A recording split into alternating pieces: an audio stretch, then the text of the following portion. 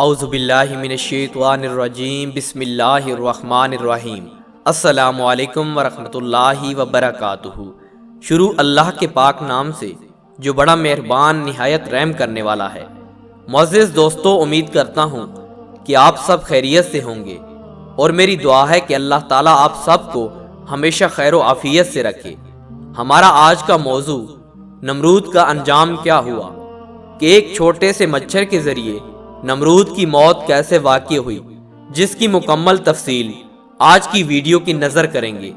اس سے پہلے ہمارے چینل پہ نئے آنے والے دوستوں سے التماس کی جاتی ہے کہ ہمارے چینل کو سبسکرائب کر کے بیل آئیکن کو بھی آن کر لیں تاکہ مزید واقعات آپ کو ملتے رہیں۔ معزز دوستو، ہمارا آج کا موضوع ہے کہ نمرود کی موت کیسے واقع ہوئی۔ تو چلیے بڑھتے ہیں آج کی ویڈیو کی جانب۔ معزز دوستو، جب حضرت ابراہیم علیہ السلام کو آگ میں پھینکا گیا تو فرشتوں نے حضرت ابراہیم علیہ السلام کے بازو پکڑ کر نہایت ہی آرام کے ساتھ بٹھا دیا۔ اس وقت رضوان نامی فرشتے نے جنت سے خوبصورت لباس لا کر حضرت ابراہیم علیہ السلام کو پہنایا۔ حضرت ابراہیم علیہ السلام کے ارد گرد ریحان، سبزے اور شگوفوں کا عجیب و غریب ایک خوبصورت باغ بنا دیا اور وہاں شیریں چشمہ جاری ہو گیا۔ حضرت ابراہیم علیہ السلام پر اللہ تعالیٰ کا فضل و کرم ہو گیا۔ حضرت اسرافیل علیہ السلام ہر روز صبح شام اللہ تعالیٰ کے حکم سے لذیذ قسم کا کھانا جنت سے پہنچاتے۔ کمال خوشی اور غمی کا وقت گزرتا۔ 7 دن بعد نمرود نے سمجھا کہ اب آگ بجھ گئی ہوگی۔ اونچے محل پر چڑھ کے روزانہ نمرود دیکھتا اور حضرت ابراہیم علیہ السلام کو زندہ دیکھ کر خوفزدہ ہو جاتا کہ اگر یہ اپنے اللہ کی مدد سے زندہ نکلا تو مجھ پر اور ملک پر آفت آن پڑے گی۔ اور کبھی کبھی نمرود اپنا یہ ڈر اپنے دوستوں سے بیان کرتا۔ نمرود کے ساتھی اسے تسلی دیتے کہ اگر آگ میں لوہا بھی ڈالا جائے تو وہ بھی پگھل جائے گا، کیونکہ آگ اتنی زیادہ شدید ہے۔ معزز دوستو، ایک دن نمرود نے بڑے غور سے اپنے محل کے اوپر سے دیکھا کہ حضرت ابراہیم علیہ السلام کے ارد گرد عمدہ گلستان ہے اور وہاں شیریں چشمہ جاری ہے۔ نمرود بہت حیران ہوا اور پریشانی کی عالم میں کہنے لگا، اے ابراہیم، یہ بتا تجھ پر اس آگ کو کس نے گلزار کر دیا؟ تو حضرت ابراہیم علیہ السلام نے جواب دیا کہ یہ میرے اللہ کا ادنا سا اثر ہے۔ تو نمرود کہنے لگا کہ جس ذات کا یہ ادنا سا اثر ہے واقعتاً وہ بہت بڑا پروردگار ہوگا۔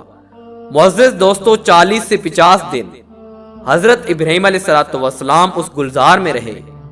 ناظرین گرامی، حضرت ابراہیم علیہ السلام فرماتے ہیں کہ ایسا خوشی کا وقت میں نے ساری زندگی میں دوبارہ کبھی نہیں دیکھا۔ اس کے بعد حضرت ابراہیم علیہ السلام اس آگ سے جو پہاڑ کی مانند تھا اس سے باہر نکل آئے۔ اس کے بعد آپ علیہ السلام نے یزیدوں کو نصیحت شروع کی تو نمرود نے 40 دن کی مہلت مانگ لی۔ تو نمرود کے وزیر نے نمرود سے کہا کہ ساری زندگی تو نے خدائی کی، اب دوسروں کی بندگی اختیار کرتا ہے، اپنے لیے شرمندگی اور رسوائی اختیار کرتا ہے۔ آخرکار نمرود نے حضرت ابراہیم علیہ السلام کے سامنے انکار کر دیا اور کہا کہ میں تیرے رب کی رضا کے واسطے کئی ہزار گائے، اونٹوں اور بکریوں کی قربانی کرتا ہوں، اور تم اپنے پروردگار سے کہہ دو کہ وہ مجھ سے انتقام نہ لے۔ تو حضرت ابراہیم علیہ السلام نے نمرود سے کہا کہ ایمان کے بغیر قربانیاں قبول نہیں ہوتی، پھر بھی تیرے واسطے دوزخ ہی ہوگی۔ آخرکار حضرت ابراہیم علیہ السلام نے فرمایا، اللہ تعالیٰ نے تجھے اتنی بڑی بادشاہی دی اور اللہ تعالیٰ نے مجھ کو تیرے واسطے نبی بنا کر بھیجا، مجھے آگ سے بچا کر ایک معجزہ تجھے دکھایا، مگر پھر بھی اے یزید تو پھر بھی کفر سے باز نہ آیا۔ اے نمرود، تو جس بادشاہی اور طاقت پر غرور کرتا ہے، اس غرور کو توڑنے کے لیے میرے پروردگار کا ادنا سا لشکر ہی کافی ہے۔ تو نمرود کہنے لگا، دنیا میں میرے علاوہ کوئی بادشاہ نہیں، اور کہنے لگا میری بارگاہ کے علاوہ کوئی بارگاہ نہیں، اور کہنے لگا اگر آسمان کے بادشاہ کی کوئی فوج ہے تو اسے کہہ دو کہ مجھ پر مسلط کر دے اور میرے ساتھ لڑائی کا تماشا کرے۔ تب حضرت ابراہیم علیہ السلام نے دعا کی۔ دعا کے بعد حضرت جبرائیل علیہ السلام آئے اور کہا کہ نمرود سے کہہ دو کہ ہماری فوج آ رہی ہے، تیاری کر لو۔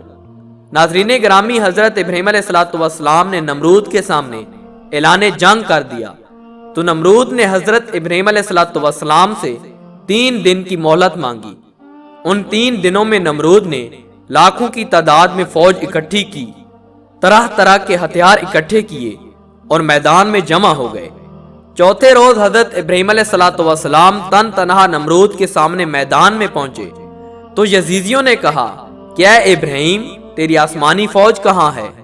حضرت ابراہیم علیہ السلام نے نمرود سے فرمایا کہ ہماری فوج پہنچ رہی ہے۔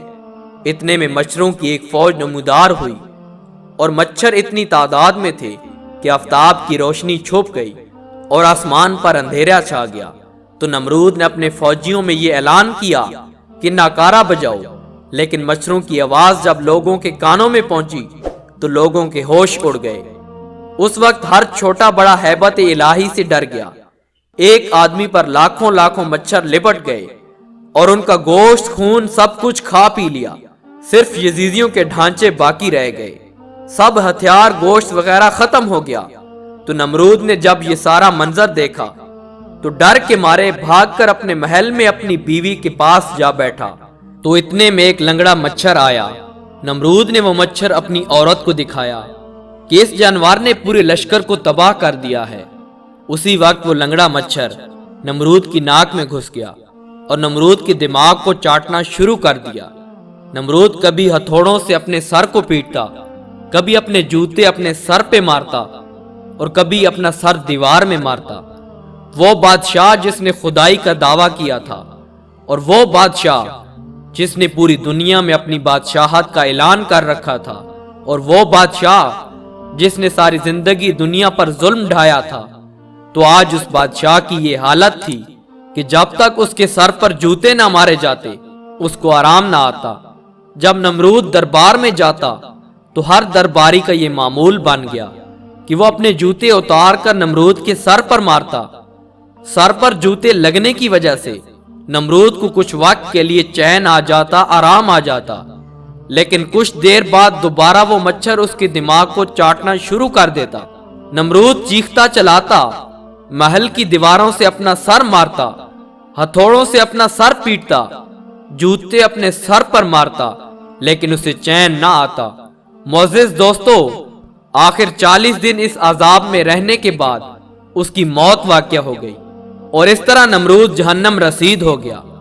پیارے دوستوں اور بھائیوں، اگر تاریخ پر نظر دوڑائی جائے اور دیکھا جائے تو جنہوں نے اپنی طاقت کے زور پر، اپنے پیسوں کی طاقت پر غور کیا اور خدائی دعویٰ اختیار کیا اور خدائی طاقت کو لہلکارا، ان کا حال بھی نمرود اور فرعون جیسا ہوا۔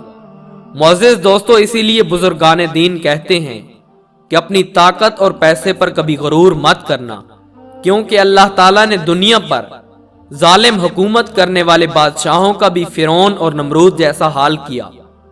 معزز دوستو، واقعہ پسند آئے تو ویڈیو کو لائک کریں، اس چینل کو سبسکرائب ضرور کریں اور اس ویڈیو کو دوسرے بھائیوں میں ضرور شیئر کریں تاکہ وہ بھی اس چیز سے عبرت حاصل کریں۔ دوستو، ملتے ہیں ایک اور ویڈیو کے ساتھ، تب تک کے لیے خدا حافظ، والسلام۔